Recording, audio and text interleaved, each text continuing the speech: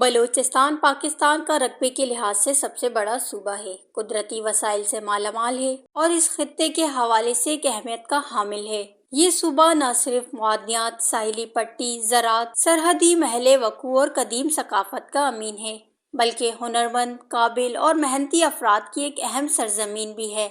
इसके बावजूद बलूचिस्तान की पसमानदगी की असल वजह कम आबादी और बहुत बड़ा रकबा है। वफाकी सतह पर इसकी नुमाइंदगी तकरीबन ना होने के बराबर है। बाकी सूबों के मुकाबले में बलूचिस्तान की कौमी असम्बली में नुमाइंदगी बहुत कम है।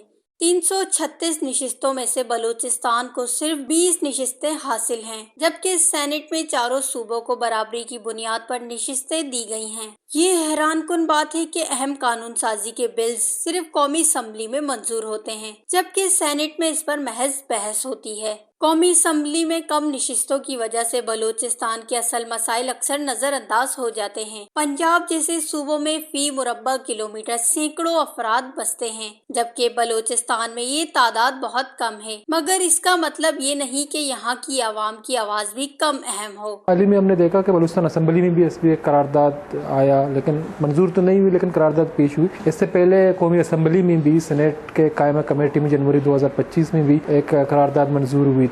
तो इसी तरह जब 27वीं तरमीम पास किया जा रहा था तो उसमें यह कहा जा रहा था कि इस तरमीम में इसका जब ये अमेंडमेंट आएगी तो उसमें बलूचिस्तान की जो सीटें हैं उसमें इजाफे के हवाले से भी कुछ चेक होंगे, लेकिन 27वीं तरमीम पास हुआ तो उसमें ऐसी कोई चीज़ नहीं थी। तो अभी कहा जा रहा है कि 28वीं तरमीम में होगी, ये होगा या नहीं होगा। लेकिन अगर ये बराबरी की बुनियाद पे होगा, बलूचिस्तान के रकबे को देख के बलूचिस्तान की सीटें सूबे और कौमी असम्बली में अगर बढ़ाई जाएंगी तो बलूचिस्तान के बहुत सारे मसले हल हो सकते हैं, बशर्ते कि उसमें करप्शन ना हो, क्योंकि सीटें जब बढ़ेंगी तो उसमें फंड का इजाफा होगा और वो फंड जो है बलूचिस्तान के दूर दराज इलाकों में लगेंगे तो एक डेवलपमेंट होगी। इसी तरह अगर हम कराची की बात करें तो कराची में एक सीट कौमी असम्बली का इधर क्लिफ्टन से लेकर सदर तक ये बमुश्किल जो है 4-5 किलोमीटर होगा। तो लेकिन बलूचिस्तान का एक सीट जो है वो कराची से शुरू होता है, ईरान के बॉर्डर तक जाके खत्म हो जाता है। जो फंड उनको मिलते हैं फंड बिल्कुल बराबर है। तो आप खुद अंदाजा लगाएं कि कराची के एक छोटे से 10 जो है किलोमीटर या 5 किलोमीटर में एक हल्का है,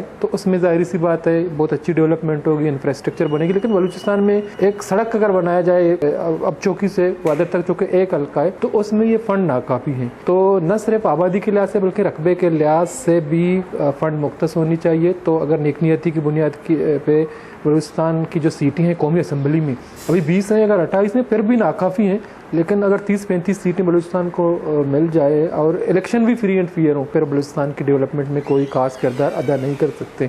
लेकिन सीटें अगर बढ़ाई जाएं तो उसमें बलूचिस्तान के जो अहम इशूज़ हैं डेवलपमेंट के हवाले से, कानून साजी के हवाले से, इसमें काफ़ी हद तक बेहतरी आएगी। मगर ज़मीनी हक़ाइक़ बताते हैं कि ये इक़दामात अभी नाकाफ़ी हैं। जनवरी 2025 में सेनेट की कायमा कमेटी बराए कानून और इंसाफ का इजलास ज़ेरे सदारत सेनेटर फारूक एच नाइक मुनक़िद हुआ, जिसमें बलूचिस्तान की सूबाई असम्बली की नशिस्तों को 65 से बढ़ाकर 80 करने की आईनी मंजूरी दी गई। ये एक अहम कदम है जो बलूचिस्तान की जायज़ हकूक, मौसर नुमाइंदगी और कौमी सतह पर इसके किरदार को मजबूत बनाने की सिमत में उठाया गया है। हाल ही में बलूचिस्तान असम्बली के हालिया इजलास में मुख्तलिफ करारदादें पेश की गयी। करारदाद नंबर 75 में बलूचिस्तान असम्बली की नशिस्तें 65 से बढ़ाकर 85 और कौमी असम्बली की नशिस्तें 20 से 28 करने के लिए वफाकी हुकूमत से अमली इक़दामात की सिफारिश की गई। ये अमली कदम बलूचिस्तान की नुमाइंदगी को मजीद मौसर और मुतनासिब बनाने की जरूरत को जाहिर करता है। वश न्यूज़, बलूचिस्तान।